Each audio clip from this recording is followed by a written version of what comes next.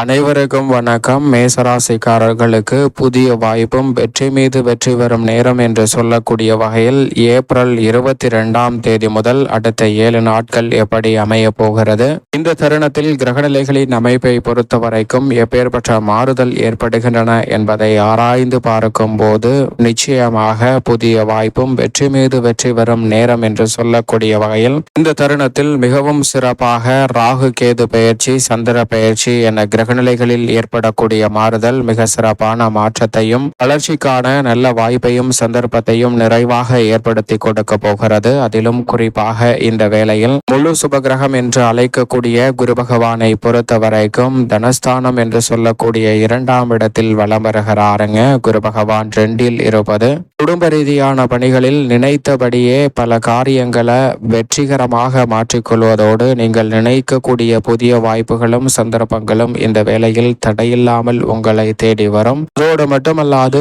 இறுதி தருவாயில் குரு பகவான் வலம் வந்தாலும் கூட 2ஆம் இடத்தில் வலுவாக அமர்ந்து 6, 8 மற்றும் 10 ஆகிய இடங்களை வலுவாக தனது சுப பார்வையால் வலுப்படுத்துகிறார். எனவே அஷ்டம பாதிப்புகள் தடைகள் விலகுவதால் புதிய வாய்ப்பும் வெற்றி மீது வெற்றி வரும் நேரம் என்று சொல்லக்கூடிய வகையில் உறுதியாகவே பல்வேறு வகையான நல்ல வாய்ப்புகளும் சந்தர்ப்பங்களும் இந்த வேளையில் தடையில்லாமல் மேசராசிக்காரர்களை தேடி வருகிறது. எந்த ஒரு காரியத்தை கையில் எடுத்தாலும் குழப்பமின்றி சிக்கலின்றி சிறப்பாக செய்து முடிக்கக்கூடிய நல்ல சந்தர்ப்பம் நிச்சயமாக உண்டு. தொழில் ஸ்தானத்தை குரு பார்ப்பதால் தொழில் வளம் சிறக்கக்கூடிய வகையில் மிக சிறப்பான வாய்ப்புகள் நிறைவாக உண்டு.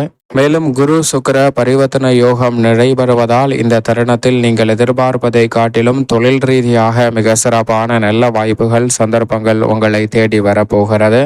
பல்வேறு வகையான பணிகளில் புதுமையான முறையில் பல விஷயங்களை அணுகி வெற்றி பெறுவதற்கான அற்புதமான தருணமாக குரு பகவான் மாற்றி கொடுக்கிறார். அதோடு மட்டுமல்லாது எதிர்பாராத வகையில் ஜென்ம ராசியில் உச்சம் பெற்றிருக்கக்கூடிய சூரியனின் அமைப்பும் சில நேரங்களில் உஷ்ண கிரகமாக இருக்கக்கூடிய சூரியன் ஜென்மத்தில் இருப்பதால் சின்ன சின்ன தடைகள் ஏற்பட்டாலும் அவர் ராசியின் ராஜ யோகாதிபதியாகவும் உச்ச அதிபதியாகவும் திகழ்கிறார். அவர் உச்சம் பெற்றிருக்கக்கூடிய இந்த தருணத்தில் எதிர்பாராத பல நன்மை நிறைந்த வாய்ப்புகள் உறுதியாகவே உங்களை தேடி வருகிறது. சூரியனின் உச்சத்தின் காரணமாக துணிச்சலும் தன்னம்பிக்கையும் அதிகரிக்கும். இந்த தருணத்தில் மிக பெரிய அளவிலான காரியங்களை கூட தடையில்லாமல் செய்து முடிக்கக்கூடிய நல்ல வாய்ப்பும் சந்தர்ப்பமும் நிறைவாக தேடி வருகிறது. சரியாக பயன்படுத்திக் கொள்ளுங்கள். அதே சமயம் ராசியின் உச்ச அதிபதியான சூரியன் உஷ்ண கிரகமாக இருக்கிறார். அவர் ஜென்மத்தில் இருப்பதால் உடல்நலத்தில் சற்று கூடுதல் கவனத்துடன் இருங்க. ஏனென்றால் ராசியின் அதிபதியாக இருக்கக்கூடிய செவ்வாயும் சுகஸ்தானமாகிய 4இல் இருக்கிறார். எனவே இந்த வேளையில் சுகஸ்தானம் வலுப்படக்கூடிய இந்த தருணத்தில் குறிப்பாக உடல்நலம் சார்ந்த விஷயங்களில் கூடுதல் கவனத்துடனும் விழிப்புணர்வுடனும் இருந்தால் பல்வேறு வகையான சிக்கல்கள் சிரமங்கள் இந்த தருணத்தில் விலகி நீங்கள் எதிர்பார்க்கக்கூடிய நல்ல வாய்ப்புகளும் சந்தர்ப்பங்களும் உங்களை தேடி வருவதற்கான முதன்மையான அதிர்ஷ்டயோக வாய்ப்புகள் கிடைக்க போகிறது. அதோடு மட்டுமல்லாது பல்வேறு வகையான சிரமங்கள் தடைகள் உறுதியாகவே கட்டுக்குள் வரும். உடல் சார்ந்த தொல்லைகள் மற்றும் கைகால் வலி, கண்ணெரிச்சல் போன்ற தொல்லைகள் இதிலிருந்து நல்ல மாற்றத்தை சந்திப்பதற்கான வாய்ப்பும் உள்ளது. விழிப்புணர்வுடன் இருந்தால் எதிர்பார்ப்பதை காட்டிலும் மிக சிறப்பான நல்ல வாய்ப்பும் சந்தர்ப்பமும் உறுதியாகவே உங்களை தேடி வரும். அதோடு மட்டுமல்லாது இந்த வேளையில் சந்திரனை பொறுத்த வரைக்கும் 11, 12 மற்றும் ஜென்மம் ஆகிய இடங்களில் வலம் பெற போகிறார். லாபஸ்தானத்தில் துவக்கத்தில் வலம் வரக்கூடிய சந்திரன் இதற்கு பிறகு வலுவாக உச்சம் பெற்றிருக்கக்கூடிய சூரியனுடன் இணைந்து அமாவாசை நிகழ்வை ஏற்படுத்துகிறாருங்க. 27ஆம் தேதி அமாவாசை தினமாக அனுசரிக்கப்படுகிறது. அன்றைய தினத்தில் உறுதியாகவே முன்னோர் வழிபாட்டை மேற்கொள்வதன் மூலம் பல்வேறு வகையான தோஷங்கள் தங்களுடைய வாழ்வில் இருந்து நீங்கி முன்னேற்றம் கிடைப்பதற்கான வாய்ப்பும் உறுதியாக கிடைக்கிறது. வளர்பிறை சந்திரனாக மாற்றம் பெறக்கூடிய வேளையில் உச்சமும் பெறப்போகிறார் இந்த வாரத்திற்கு பிறகு. எனவே தொட்டகாரியம் அனைத்திலும் சந்திரனின் அமைப்பால் உறுதியாகவே வெற்றி வாய்ப்பு மிகவும் சாதகமாக இந்த வேளையில் மேசராசிக்காரர்களை தேடி வருகிறது. சனியை பொறுத்த வரைக்கும் திருக்கணிதத்தின்படி விரயத்தில் நுழைந்திருந்தாலும் வாக்கிய பஞ்சாகமத்தின்படி லாபத்தில் தான் ஆட்சி பலம் பெற்றிருக்கிறார். எனவே நீதி தவறாத, நடுநிலை தவறாத, நியாயஸ்தராக செயல்படக்கூடிய சனி பகவானின் அமைப்பை பொறுத்தவரைக்கும் பெரிய அளவிலான சிக்கல்கள் இல்லை என்பதால் இந்த வேளையில் சற்று அலைச்சல் அதிகரித்தாலும் கூட எதிர்பார்க்கக்கூடிய புதிய வாய்ப்பும் வெற்றி மீது வெற்றி வரக்கூடிய அற்புதமான நேரமாகவும் இனிமையான தருணமாகவும் அமைவதற்கான முதன்மையான அதிர்ஷ்ட யோக வாய்ப்புகள் இந்த வேளையில் எவ்விதமான சிக்கலுமின்றி உறுதியாகவே மேசராசிக்காரர்களை தேடி வருகிறது என்பதை சனி திட்டவட்டமாக உறுதிப்படுத்துகிறார். நிழல் கிரகமாக இருக்கக்கூடிய ராகு மிகவும் வலுவாக விரயஸ்தானமாகிய 12ஆம் இடத்திலிருந்து லாபஸ்தானமாகிய 11ஆம் இடத்திற்குள் நுழைகிறார். மோட்சக்காரகரான கேது யோகஸ்தானமாகிய 6லிருந்து பூர்வ புண்ணியஸ்தானமாகிய 5ல் திருக்கணிதத்தின்படி நுழைகிறாருங்க.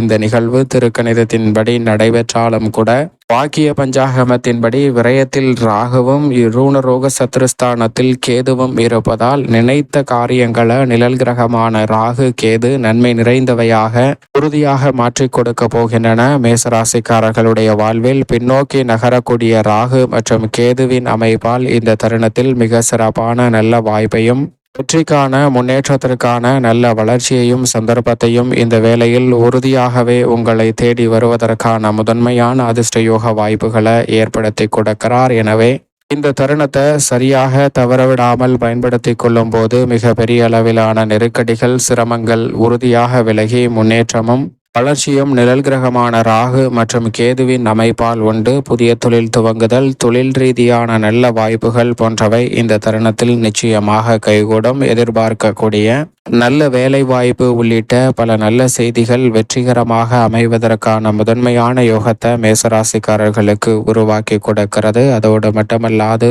உச்சம் பெற்ற அமைப்பில் சுக்கிரன் விரயஸ்தானமாகிய 12ல் வலம் வருகிறாருங்க. சுக்கிரன் உச்சம் பெற்றிருப்பதால் அலைச்சல் அதிகரிக்கும். கலைத்துறை, அரசியல் துறை சார்ந்த பணிகளில் அலைச்சல் அதிகரித்தாலும் நீங்கள் எதிர்பார்க்கக்கூடிய மிகவும் பிரம்மாண்டமான வெற்றி வாய்ப்புகளும் நல்ல சந்தர்ப்பமும் இந்த வேளையில் நிறைவாக கிடைக்க போகிறது. மிக பெரிய அளவிலான காரிய தடை, சிக்கல், சிரமம் என்று இருக்கக்கூடிய பல காரியங்களில் முன்னேற்றமும் வளர்ச்சியும் நிறைவாக கிடைப்பதற்கான முதன்மையான யோகத்தை நிச்சயமாக சுக்கிரன் உருவாக்கி கொடுக்கிறார். குறிப்பாக அரசியல் மற்றும் கலைத்துறை சார்ந்த பணிகளில் உங்களுடைய திறமைக்கு அங்கீகாரம் கிடைக்கக்கூடிய வகையில் எதிர்பாராத பல நன்மை கலைத்துறை மற்றும் அரசியல் துறை சார்ந்த பணிகளில் நிறைவாக உங்களை தேடி வரப்போகிறது. வித்யாகாரகரான புதன் கல்வி ரீதியான பணிகளில் மிக சிறப்பான வளர்ச்சியையும் முன்னேற்றத்தையும் ஏற்படுத்தி கொடுக்க போகிறார். எனவே கல்வி சார்ந்த பணிகளில் இருக்கக்கூடிய காரிய தடைகள் இந்த தருணத்தில் விலகுவதோடு மிக சிறப்பான முன்னேற்றத்தையும் வளர்ச்சியையும் கல்வியில் சந்திப்பதற்கான யோகமும் நிச்சயமாக மேசராசிக்காரர்களை தேடி வருகிறது.